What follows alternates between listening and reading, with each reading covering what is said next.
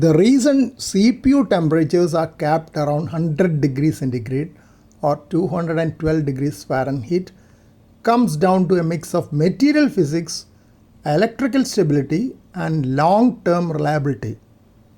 Contrary to popular belief, the CPU is in no danger of melting at 100 degrees centigrade. Silicon doesn't melt until it reaches over 1400 degrees centigrade.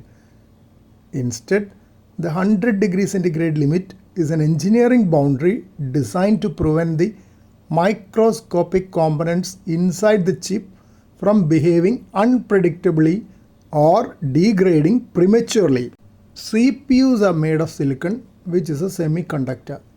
This means it can act as either an insulator, blocking electricity, or a conductor, letting electricity pass, which is how a transistor creates the ones and zeros of digital logic. As silicon heats up, its atomic structure vibrates more intensely. If it gets too hot, the silicon loses its ability to insulate effectively. Electrons start leaking through the closed transistors. This causes two major problems. Logic errors.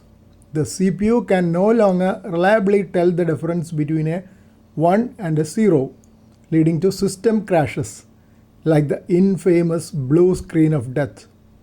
You may remember the blue screen of death is a critical Windows system error indicating a crash.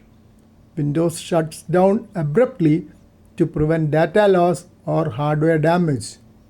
Common causes include faulty drivers, failing RAM or SSD, or corrupted system files.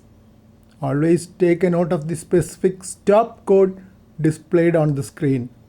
Capture it on your smartphone. Thermal runaway. Leaking currents generates even more heat, which causes even more leakage, creating a destructive feedback loop. Inside a modern CPU, there are billions of microscopic metal wires connecting the transistors. Because they are so incredibly thin, measured in nanometers, the electrical current flowing through them is highly concentrated. At high temperatures, the kinetic energy of electrons can literally physically knock the metal atoms out of place over time. This process is called electromigration. If atoms are pushed away, it creates void, that is broken circuits. If atoms pile up, it creates short circuits. Operating a CPU at 90 degrees to 100 degrees centigrade continuously will significantly accelerate electromigration, shortening the lifespan of the processor from a decade down to just a few years or even months. A CPU isn't just a piece of silicon. It's a complex package containing silicon die, a fiberglass substrate, a metal heat spreader, and microscopic solder joints.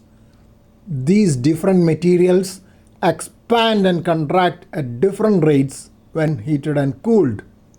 If a CPU regularly experiences extreme temperature swings, example jumping from 30 degrees centigrade to 110 degree plus centigrade, the differing expansion rates create massive physical stress.